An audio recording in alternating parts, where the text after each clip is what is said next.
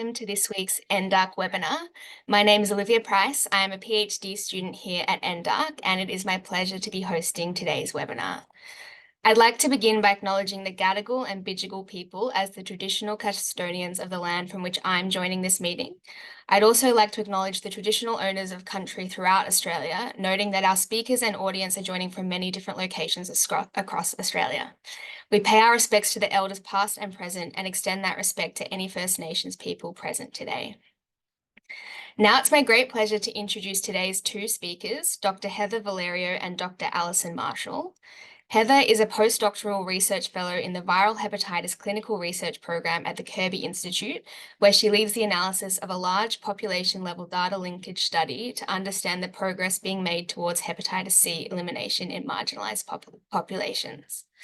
Alison is a lecturer at the Kirby Institute and the Centre for Social Research in Health at UNSW Sydney. Her research primarily focuses on how to increase access to hepatitis C testing and treatment among people who inject drugs. Today is a special webinar in recognition of International Women's Day tomorrow. Heather and Alison will discuss the gender-related barriers to hepatitis C treatment and care that are faced by women who inject drugs. I'm also excited that during question and answer time, we will have the opportunity to hear from Dr. Danielle Russel, a postdoctoral research fellow from the Kirby Institute. She received her PhD from Arizona State University, where she was involved in mutual aid and helped co-facilitate the local drug user union. By increasing community involvement, Danielle hopes to make the research process more democratic and to build the capacity for meaningful participation and leadership in research by people who use drugs. Heather, Alison, and Danielle will take questions from the audience after the presentations. You can log questions for the panelists using the Q&A function in Zoom, and I will relay as many questions as possible to the speakers at the end of their presentations. But that's enough for me. So Heather, I'll now hand over to you to start your presentation. Hello, everybody. Thank you so much, Liv, for the introduction. And on behalf of Alison and Danielle, I'd like to thank Liv, Laura from NDARC Comms and NDARC for inviting us to present here for this special webinar. I'm excited to share some of this research with you today that's going to be looking at the gender-based inequities in achieving hepatitis C elimination in Australia. I'd also like to echo Liv's acknowledgement to country.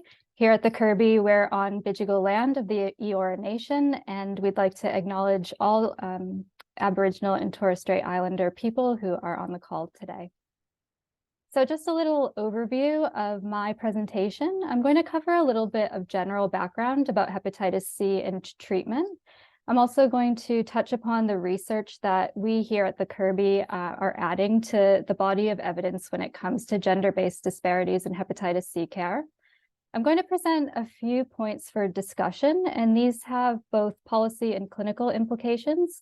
So please, if this is your role, I'd really like to engage with you during the Q&A and hear about your thoughts about the presentation and the results. And if we don't have time to cover everything here during this webinar, please let's continue this conversation. Feel free to email me or get in contact with me by other means. So some of you may know about this amazing evolution of hepatitis C treatment that we've had in the past decade or so, from interferon therapies to direct-acting antiviral therapy, or DAA therapy, as we call it here in the group.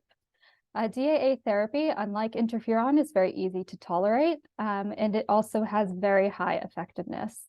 And this effectiveness of therapy was used by a few modeling studies to demonstrate the potential for elimination through a mechanism known as treatment as prevention. There is no vaccine for hepatitis C, but because these therapies are so potent in clearing the virus, if we treat enough people, there is the potential to eliminate hepatitis C as a public health threat. The World Health Organization endorsed elimination through its global health sector strategy and defined elimination through achieving specific targets to reduce hepatitis C incidence and mortality by 2030. And this elimination can only be achieved, like I said, through high diagnosis. So that's a high rate of people being tested for hepatitis C. And of those diagnosed, a high engagement with treatment, so 80% treated. So is hepatitis C elimination possible in Australia? Australia is very lucky and has a broad, unrestricted, government-subsidized access to DAA therapy, and that's from March 2016. This was a hugely momentous time for hepatitis C in Australia. And Australia was also an early adopter of a treatment for all mechanism or approach to therapies, and that included the removal of both patient and prescriber restrictions. And that was really important because in the past, patients may have been not allowed treatment because of their ongoing risk behavior, so ongoing injecting drug use or alcohol use or advanced liver disease. And Australia also, like I said, removed prescriber restrictions. So this really opened up the potential for non-specialists to be able to prescribe hepatitis C therapy, and that includes general practice. So the elimination of hepatitis C in Australia is feasible. And that has to do with this public health approach to therapy, but also the approach to therapy being embedded in high prevalence settings. So that's harm reduction centers or prisons, and also a high harm reduction coverage throughout the country. So after this initial listing of DAA therapy, we saw here a big spike in hepatitis C treatment uptake, but then a general sort of decrease in hepatitis C treatment uptake and an eventual plateau. And we are really concerned here with understanding who we are missing when it comes to hepatitis C treatment uptake, and if there are any sort of inequities in care.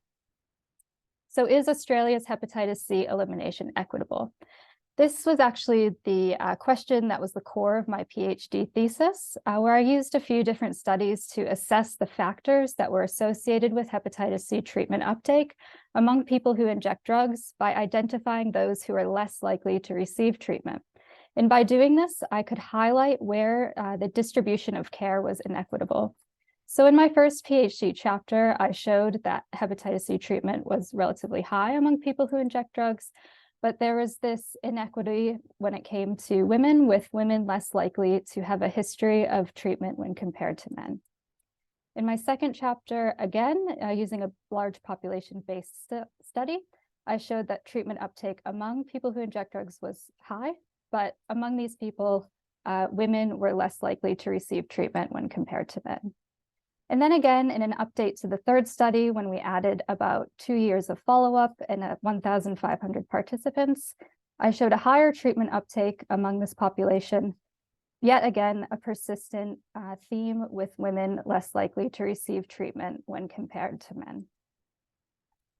So what do we know about women and hepatitis C?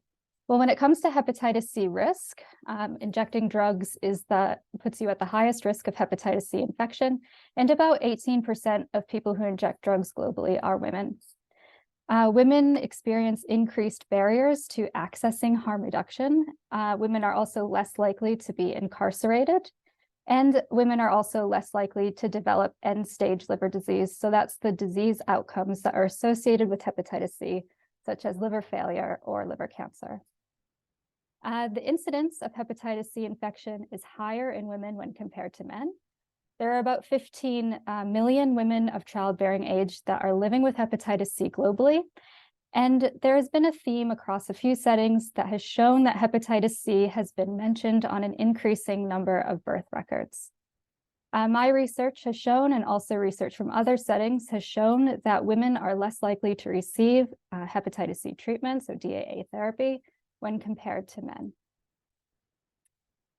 So the lower proportion of women who are living with hepatitis C has likely caused most of the strategies to enhance hepatitis C care to be based on clinical trials and studies that were made up of predominantly men.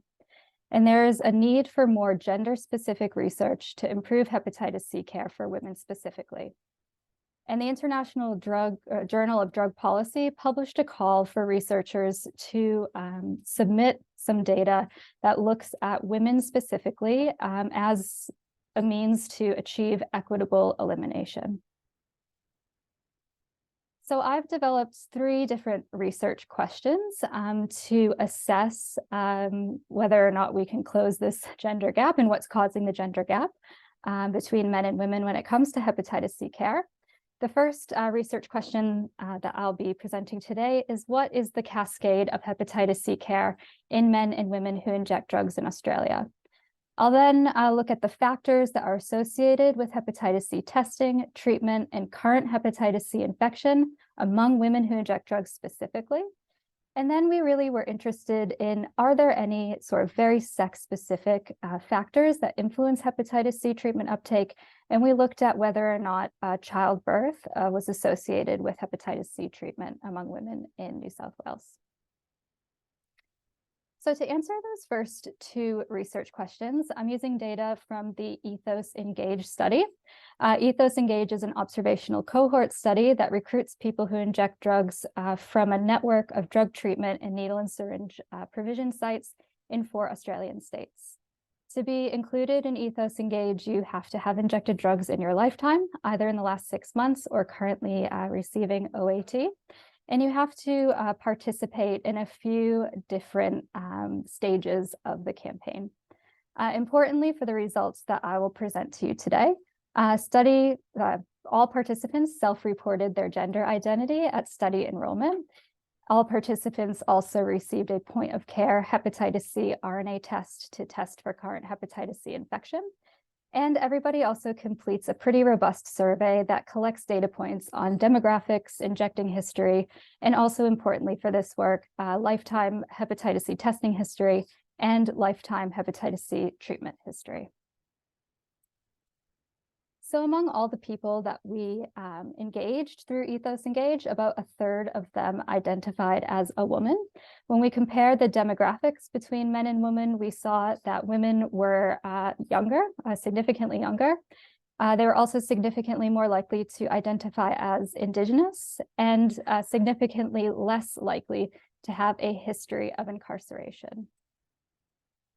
And when we compare the hepatitis C cascade of care, that's hepatitis C testing all the way through to treatment, we see that here there is a drop-off between men and women when we look at hepatitis C RNA testing, with women slightly less likely to report hepatitis C RNA testing compared to men, and a further drop-off in treatment. So women were significantly less likely to report that they had received hepatitis C treatment when compared to men. And then we were really interested to see the factors that were associated with hepatitis C testing and treatment among women specifically. So when we concentrated just on those people who identified as a woman in Ethos Engage, we saw that those who were less than 45 years old were significantly less likely to have a history of hepatitis C testing compared to those older women. And likewise, when we compared the demographics in hepatitis C treatment, we saw again that those less than 45 years old were less likely to have reported a lifetime history of hepatitis C treatment. We were also very interested to see the factors that were associated with hepatitis C infection. So just a reminder that we test everybody who's enrolled with Ethos Engage on the campaign day. And we saw here a consistent theme. Those who were less than 45 years old were at a higher odds of having current hepatitis C infection when enrolled into Ethos Engage. So our third research question was to assess the effect of childbirth and its association with hepatitis C treatment among women of childbearing age. So our last results showed us that there is something going on in these women. Could it possibly be that childbirth is lessening their likelihood of getting hepatitis C treatment? And these results have actually been published, and they are here if you'd like to look up this paper. I also think that this paper might be attached when you get the recording of the presentation, if you're so inclined to have a look. And this paper used data from our New South Wales hepatitis C linkage. Here at the Kirby in the Viral Hepatitis Clinical Research Program, I manage a study that holds all hepatitis C notifications that have been made in New South Wales.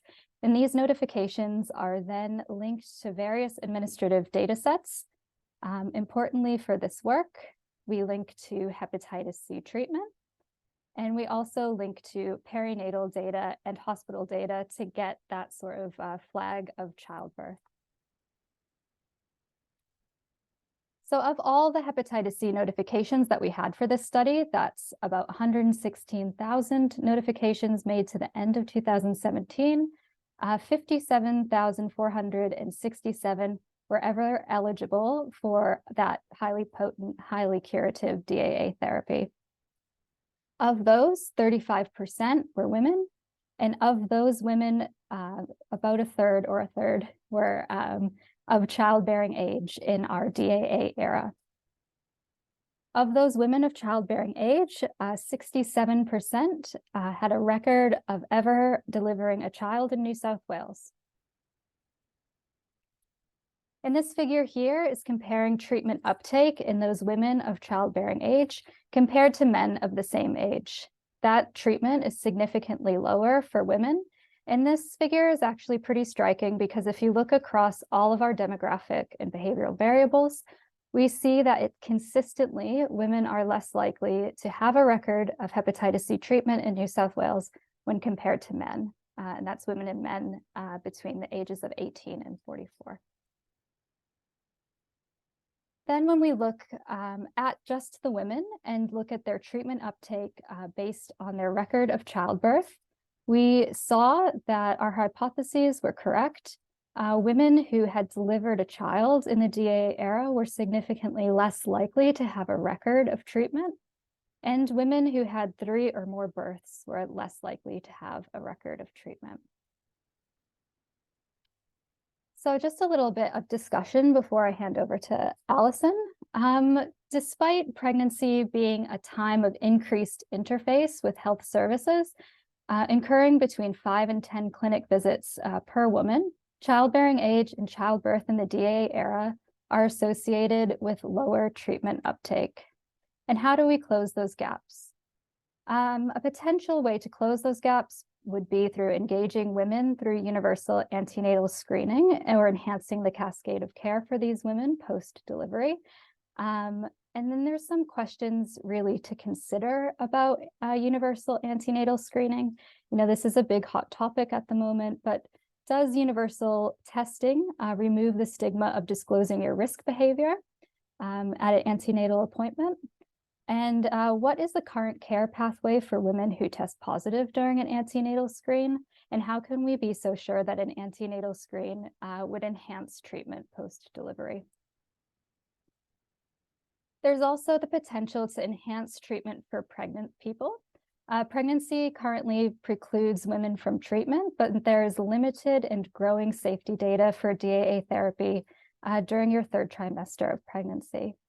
Some women have actually expressed interest in receiving this therapy during their 3rd trimester, and we should potentially answer this call to include pregnant people responsibly in more hepatitis C treatment clinical trials. But again, what can we do? Now that's a bit sort of pie in the sky. As for now, how can we conduct interventions to enhance follow-up regardless of a woman's reproductive ability? And why do we think that current interventions are not reaching women of childbearing age?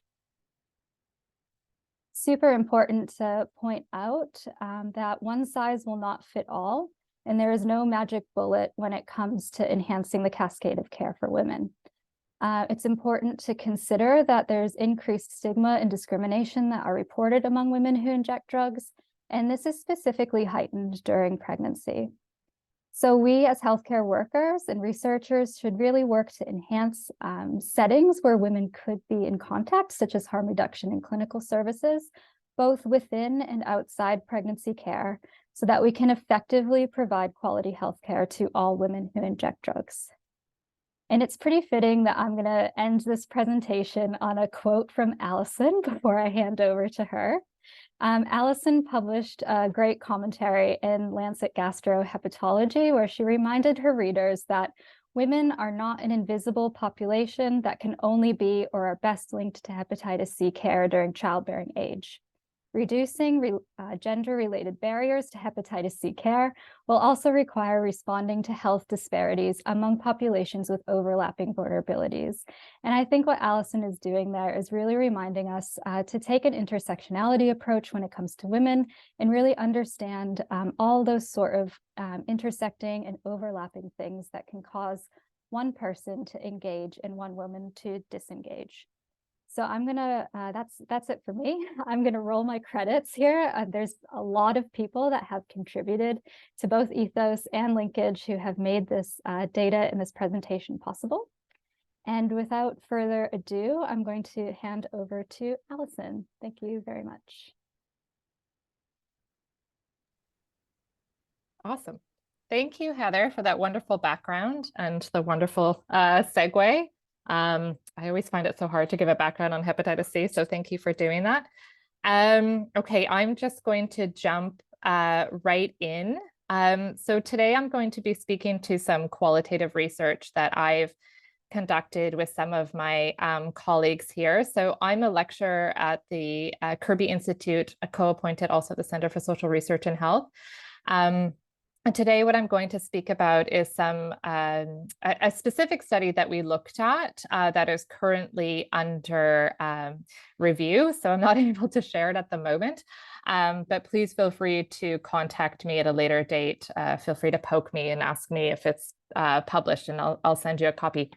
But essentially what I'm talking to today is, are we leaving women who inject drugs behind on the road to hepatitis C elimination, a qualitative exploration to minimize inequalities in health?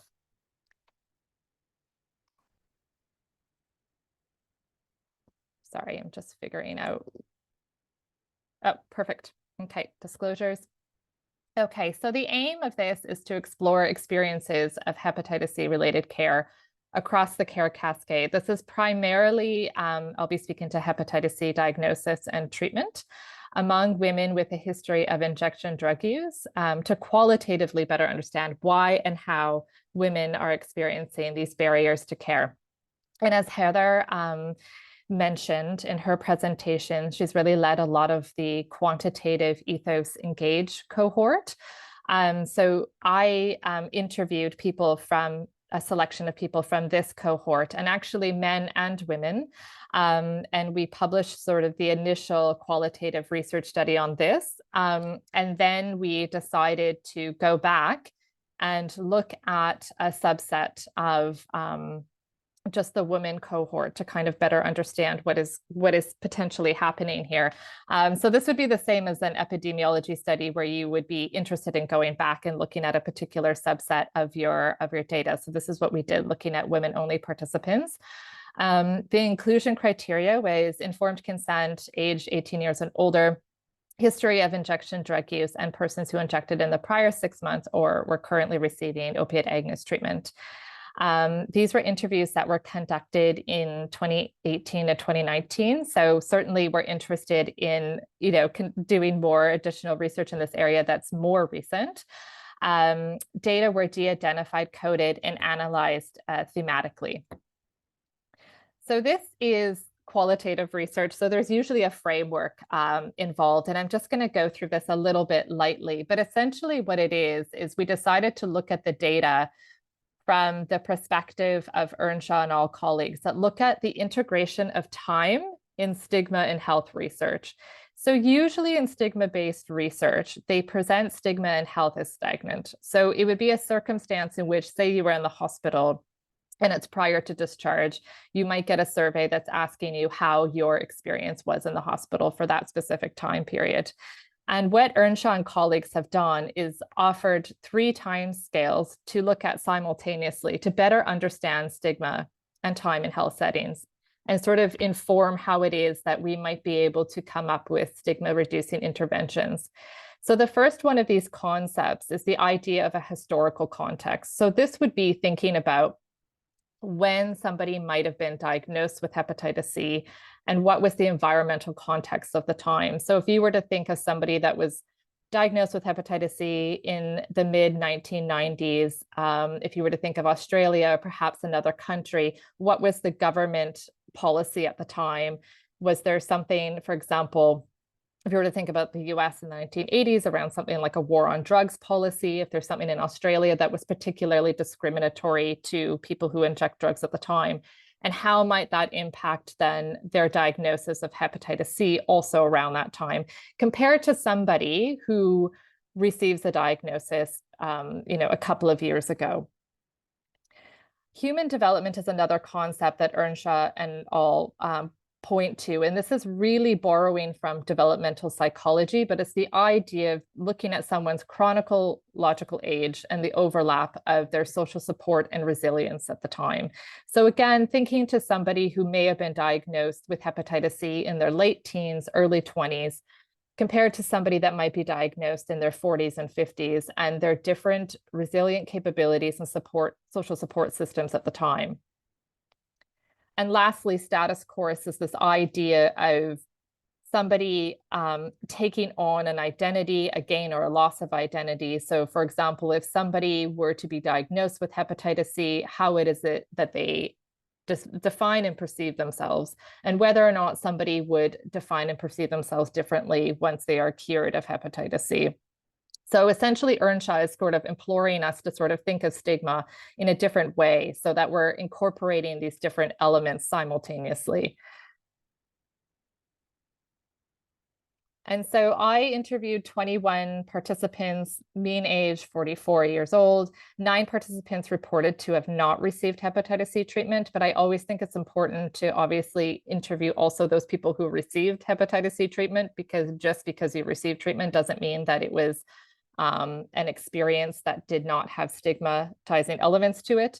5 participants were Aboriginal or Torres Strait Islander. The majority were currently receiving opiate agonist treatment.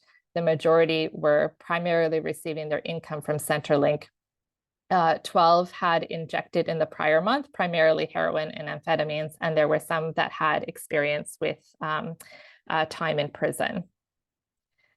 So just to start here, so in terms of historical context, so if we were to look at Rose, for example, 42 years old, diagnosed in 1998, she was saying that the time that she was diagnosed, the doctors really didn't have any information about it. There was nothing they really told me that was encouraging or explanatory. They just said, I have HCV infection. Juliet, similarly diagnosed more than 25 years ago. She's saying, back then HCV infection was new. It was just new at the hospital. There was no information. You weren't allowed in the main ward. You weren't allowed near other people. We were discriminated against really badly. And again, just to make the point, both of these people have been treated now, but obviously these experiences would have impacted them. So the majority of participants that I had spoken to had been diagnosed during the interferon-based era, so primarily in the 1990s to 2014.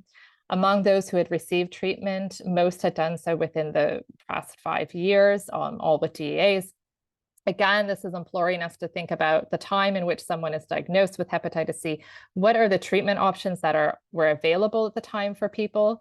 How this information was communicated to them, and how it is that people understood that information that was given to them. So clearly, or at least how I would interpret this, is that Rose and Juliet, not their real names, both felt like they didn't really were given much information at all. And also, if we were to think about at that time, there wouldn't have been a lot of peer support, community groups available.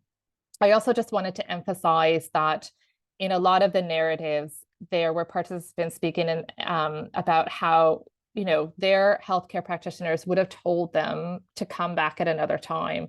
Essentially, if they were diagnosed during the interferon-based era, people were sometimes told, you're young, why don't you come back when your liver is not doing so well? We'll see you in, somebody said, the healthcare practitioner said, well, we'll see you in like 20 years sort of circumstance. So again, people following healthcare directives in this case. So essentially, people are sort of left with this circumstance where they are living with HCV infection and potentially experiencing stigmatizing experiences in healthcare settings, both during this time and after.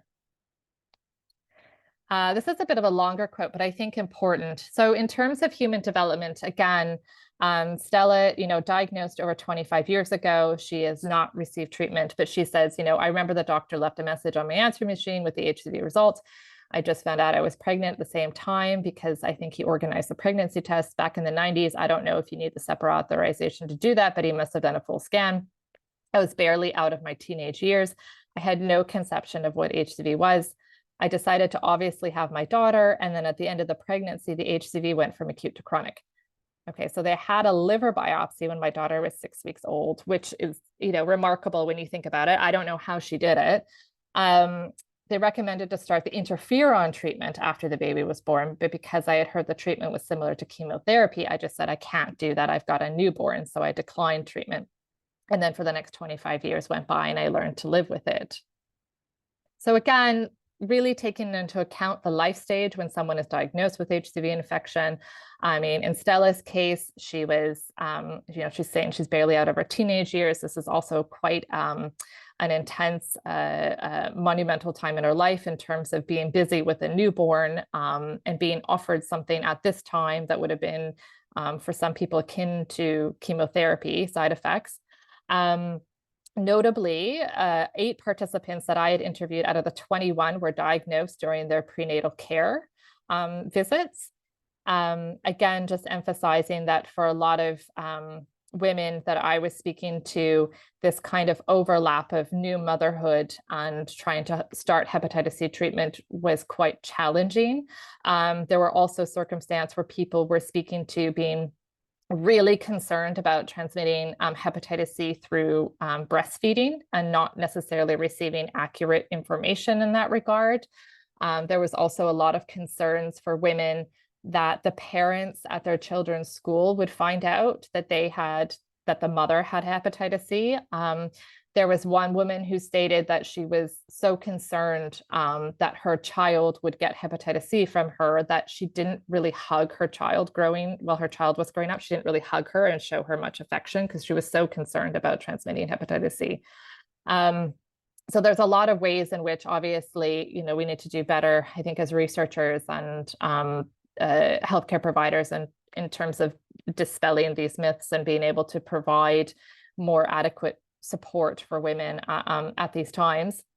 Also, something that I didn't really dive into the paper, but there was certainly relational components that were coming out of some of the participant narratives. So, for example, there were some women who were saying that they didn't want to receive treatment until their husband also received treatment, or that they received treatment at the same time as their husband, and that was important to them. One woman communicated to me that she had been an inpatient at a hospital and had been offered hepatitis C treatment, and she declined because the hospital wasn't able to offer her husband hep C treatment at the same time. So she just said no because he wasn't able to as well. So I think also too, and I know healthcare workers are much more mindful of this than I think researchers are, but I think being mindful of the fact that there might be opportunities for people receiving hepatitis C treatment as a couple, and being mindful of these sort of relational dynamics. And just lastly, sorry, I'm just trying to move it.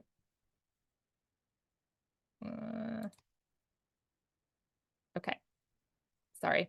Status course. So this is, again, this idea of losing or gaining an identity, but this is where you really start to see this overlap of double stigma for women in this study. So Joanna was saying, not long after I diagnosed, the doctors put me on a wait list for this new treatment. And he said, you must have had a bad life for you to start injecting drugs, just really judgmental. He did not take a minute and say, well, what made you start using drugs? He just automatically thought I had a bad childhood and that I was a devil in disguise because I had hep C and I was injecting drugs and I was a mother. And then I asked, did you ever go back to that GP? And she said, no, I put in a complaint. So again, these sort of experiences of double stigma, particularly in the sense of motherhood and injecting drugs and hepatitis C, and women speaking to how this impacted their health behaviors. So some in relation to non-disclosure of their hepatitis C status at other health clinics that they might have gone to, others stating that they just avoided healthcare, as much as possible.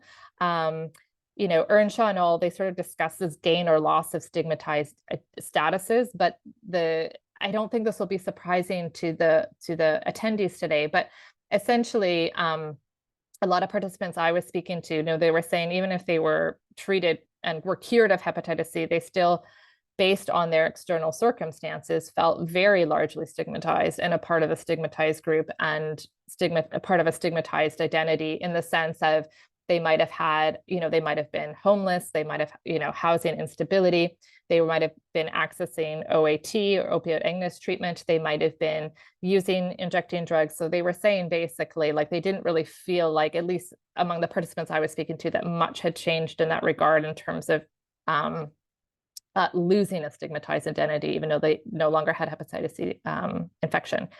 And to end slightly on a more positive note, a lot of the participants that I spoke to, particularly among those who had received hepatitis C treatment, a lot of them said that they had done so because there was a health care champion at the clinic that they attended. And I think that this was really encouraging, in the sense that people would say things like, you know, I initiated hepatitis C treatment because I love my nurse, or I love my social worker, or I love my doctor, and I really trust them. So just to kind of emphasize, if there's any people on the call here who are coming from a healthcare background, that, you know, participants really do recognize when healthcare providers or community go that extra mile for them, and they really incredibly notice it. So there was a lot of talk on how people felt like they had continued to engage in hepatitis C care, really from the support of a champion healthcare worker at the clinic.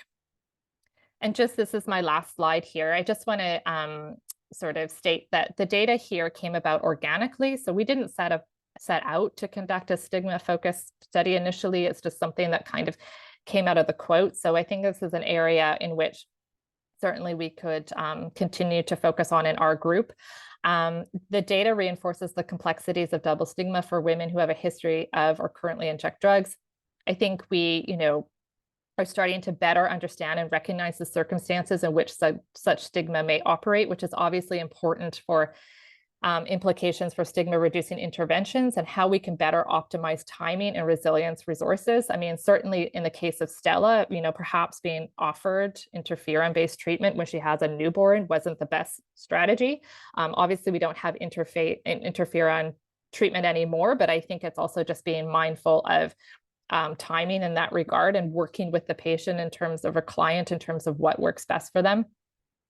Just as Heather had mentioned previously, so we did put together a commentary in terms of things that, you know, we can sort of start to think about prior to like a widespread hepatitis C screening and treatment as part of prenatal care. What are the sort of things that we can think about in terms of optimizing that implementation? We've also put together a commentary that Sarah Larney led, that's looking at gender lens needed in Hep C research. And just as a final point in terms of I think, again, ending on a positive note, I do think that there's opportunities here for potentially the use of AI.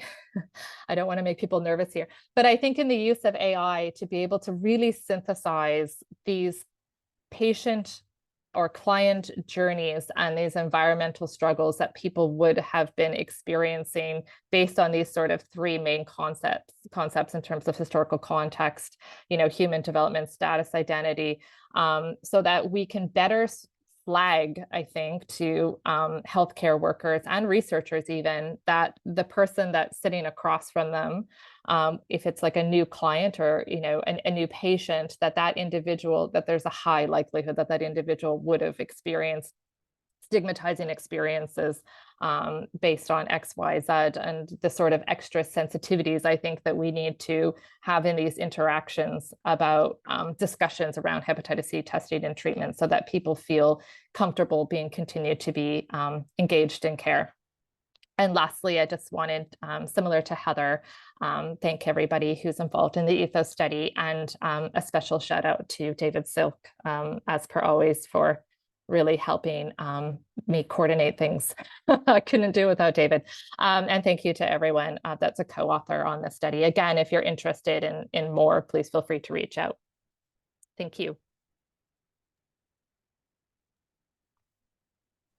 Thank you so much, Alison and Heather. I think that was such a fantastic example of Firstly, just the power of mixed methods research, and also conducting research through sort of this gender equity lens and going beyond just disaggregating data by gender and sort of delving further into the intersection between gender and other factors. That was really great. So now we'll welcome Heather back and introduce Danielle, who is a postdoc at the Kirby as well. And perhaps before we get into the audience's questions, I'll ask you, Danielle, to provide any reflections on Heather and Alison's presentations. Yeah, thank you. So firstly, I'll just also thank Heather and Alison for their presentations and the work they're doing to decrease gender disparities in healthcare. So I saw there was already some questions in the Q&A chat there. So, if you want to go ahead and continue to drop any questions you may have for Alison and Heather in the chat there while I'm talking, that'd be great. But I'll go ahead and offer some reflections and details about my own experience with HCV coming out of the US recently. I moved here last year, so I haven't been here maybe about like 7 months now. But so a lot of what we just heard, especially the quotes from Alison's interviews, there were a couple of quotes about how little information women were provided with after testing positive for Hep C. So, it sounds, those quotes really resonated with me. And that was actually my experience as well.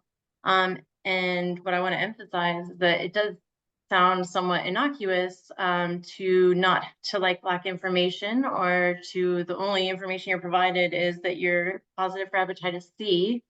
And we did hear, although we did hear some of the devastating impact the lack of info had on some of the women in Alison's study, like the mother who was afraid to hug her child. That's quite heartbreaking. And that's, just not having enough information. And so, which is something that's so easily resolved to provide people with more information. But so similar, though not on par with some of what we heard in Alison's research, the consequences of not having enough info, speaking for myself, was pretty awful. And I said I tested positive for HCV about 7 years ago, but it had to be longer than that. I don't know, time just kind of flies as you get older. Probably more like 10 or 12 years ago. But so that was only info I was provided. It was actually a local harm reduction organization that was doing testing at my methadone clinic. And so basically they're just like, yeah, you tested positive, like, have a crappy day. And kind of is not a very nice experience when you first are entering treatment, to then be bombarded with all of the kind of devastating health issues that you are also going to be navigating, and not even really provided any sort of pathway to resolve them or care for yourself, but just provided basically information about that it's bad. Like that's how I felt. So I followed up with my GP though, who referred me to a Hep C specialist. And rather naive at the time, this is over a decade ago, I operated under the assumption that I could just go to the specialist and ask for support and help. And since then, I've been completely disabused of that notion that I can just go to the doctor when I am unwell or need help. So when I went to this Hep C specialist, they immediately wanted me to take a drug test, and I was pretty shocked by that. No one had told me that that would be an expectation. And at that point in my life, I didn't really understand how everything was kind of structured to deliberately exclude women who use drugs, women who inject drugs, and everything, especially medical care, is really constructed around the needs of some imaginary like cis white dude that not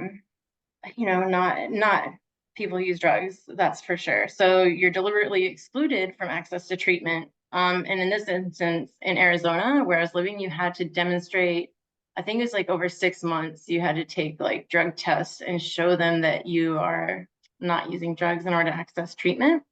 And that was one of the first interactions, as Alison mentioned, and we saw in Heather's presentation as well, like the kind of ripple effect of, this lack of equitable access to care for Hep C treatment. It kind of ripples out across people's lives in many ways, not just Hep C.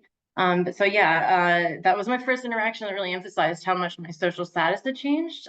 You know, not just as a woman, but now I'm seen as an injection drug user. So like no longer, it's really made known to you that you're not a person who has problems. You kind of are the problem.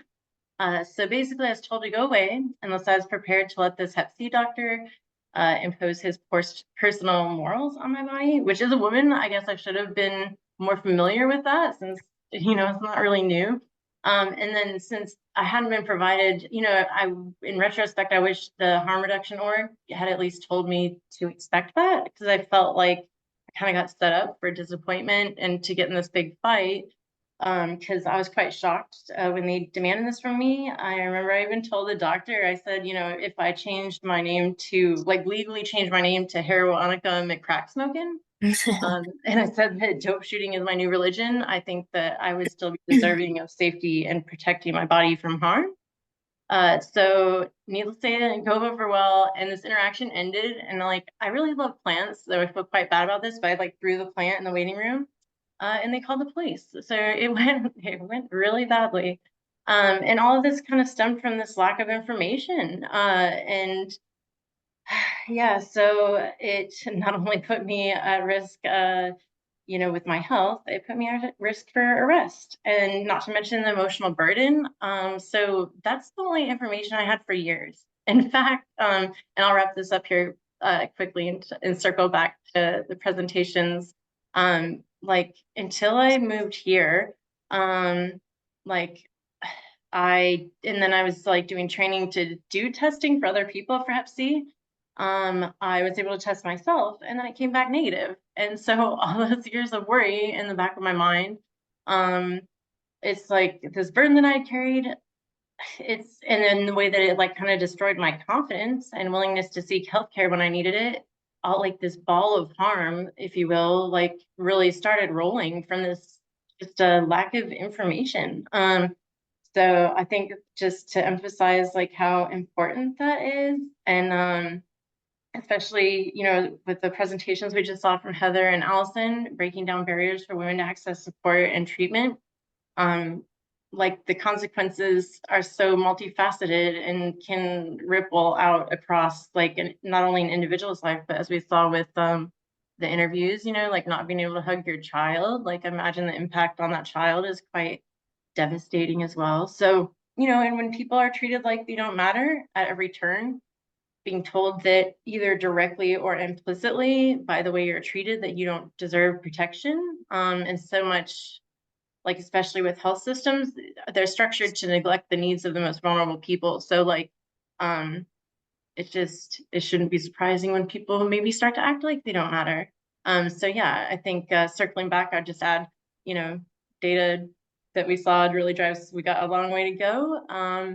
And I think that I'll try to wrap it up because I know I kind of went on for a little bit longer there, but yeah, That's okay. Let's move to the Q&A here.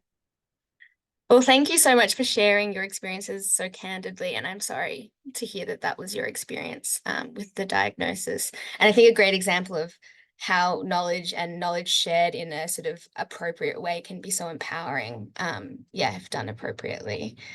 So let's get some of the audience Q&A up. So Nikki first has asked some questions to you, Heather. So firstly, okay, the data-oriented questions. Hi, Nikki. Yes. Yes. I can read them. Okay, I can yes. see them.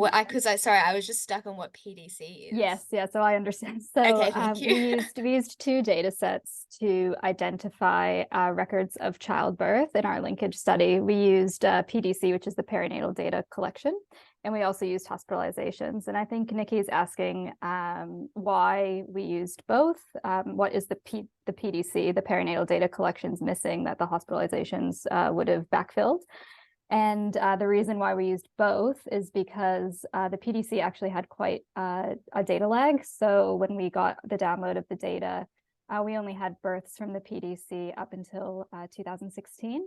And because we were really interested in looking at the effect of childbirth, particularly those childbirths that were occurring in our new treatment era, the DA era, we backfilled those births with hospitalizations. So any birth that was occurring in 2017 and 2018 was identified from hospitalizations only.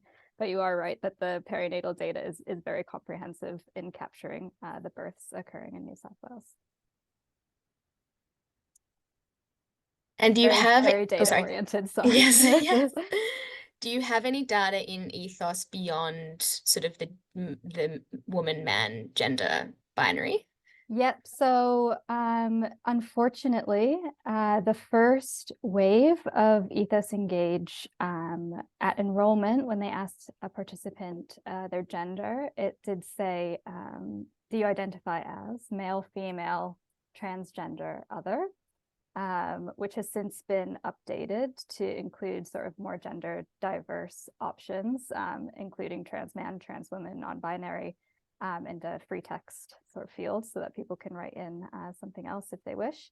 That data has only started to be collected in this current wave of Ethos, wave 3, so it wasn't available for my analyses that I presented today. But yeah, I do recognize that that is a limitation of the results that I presented, because we really can't tease out among women, did, transgender women have less, treatment and less testing, etc. But yeah, sorry. Last question from Nikki is, the testing and treatment was elevated between 2013 and 15 and then dropped more recently.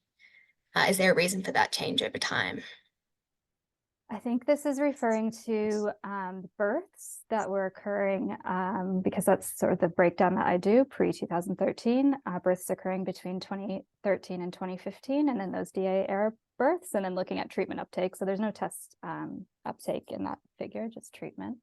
It is elevated, so as in higher than those in the DA era, and I suspect, it's a multitude of things at play. The women that are delivering babies in the DA era had a range of responsibilities that the women who maybe delivered earlier didn't have, including sort of navigating motherhood and navigating so many different other priorities in their life. And then also how I touched upon that pregnancy really excludes women from treatment. So those women, may have been engaged somewhere else after their pregnancy that put them at, higher odds of getting treatment, those who had delivered before the DA era, but the treatment uptake for those women of childbearing age is still quite low. So it's important to note that. Thanks, Nikki. Thank you. Maybe I'll ask you a question next, Alison. Or I think it's a question for everyone from Lucy. So as pointed out by both Alison and Heather, that one way to increase testing and treatment uptake for women is to look at opportunities that we have where women are more engaged in the healthcare system. She says she can see, following Danielle's personal experience, that testing women when they're pregnant or entering treatment can be potentially overwhelming. Has any of your qualitative or quantitative work or personal experience identified any other life events that might be opportunities for us to educate and engage women in hepatitis C testing and treatment? Great question. I'd like to jump in here and kind of open the conversation for both Alison and Danielle, building off of that. So, we really want to be capturing or being able to meet people where they're at. And one of the studies that I cited said that women are less likely to engage with harm reduction services. Is there sort of a way to make harm reduction services more friendly for women, in your opinions? And if you did that, do you think that that also would be an opportunity to then enhance this engagement with healthcare? Sorry. No, it's a great question. I'll actually, Danielle, did you want to speak to that one? Sorry. Oh man. I'll try to keep it brief. It's like a hard question to answer. I know there's so many, I think especially specific to women, even accessing the harm reduction services, you're going to make yourself visible to someone as someone who's injecting drugs, which, if you're a mother or not, but especially if you're a mother, you know, you're putting yourself at risk to be identified, maybe reported is the concern of a lot of women. So I think making them more private, or at least having options where there's private, like they can, you know, like the vending machines, I think are really good. And then if there's a way for people, maybe if there's a way for people to access other sort of health support, geez, even anonymously, like maybe people would feel safer, because you know, if you think that going to the doctor because you have an abscess or an infection or something like that from injecting is going to result in you losing your child, you're going to be much less likely to ask for help and just try to tough it out, even when maybe that's not a good idea. So yeah, that's just my thoughts there. Thank you. Alison, did you want to add anything to that? I mean, just a really quick point. I think some of the research that we're going to start looking at this year with Danielle actually is what women would want out of a particular, if we were to integrate hepatitis C and prenatal care together, do women actually want that? Because I think that, you know, from a lot of our research perspective, it seems like a really optimal time. But there perhaps might be some women who are less interested in that approach. So I think that's one question that we're interested in looking at is, you know, who this integrated hepatitis C prenatal care model might work for.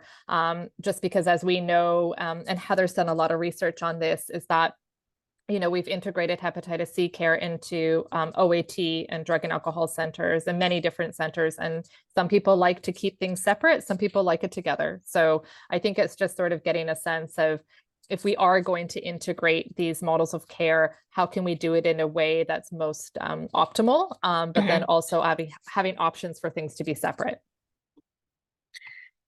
Yeah, definitely one of those no one silver bullet sort of answers.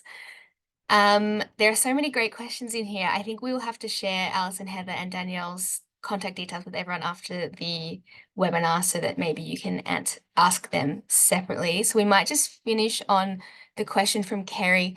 Are you aware of any research into the effect of testing people for hepatitis C that's led by women with lived experience of hepatitis C treatment? Or is that a potential avenue for further research? Or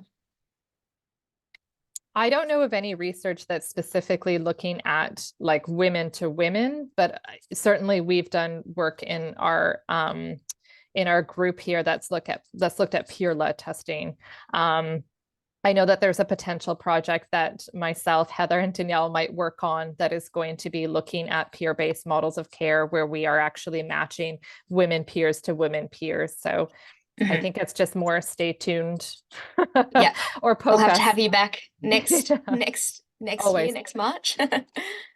Okay, so I think we'll wrap up there.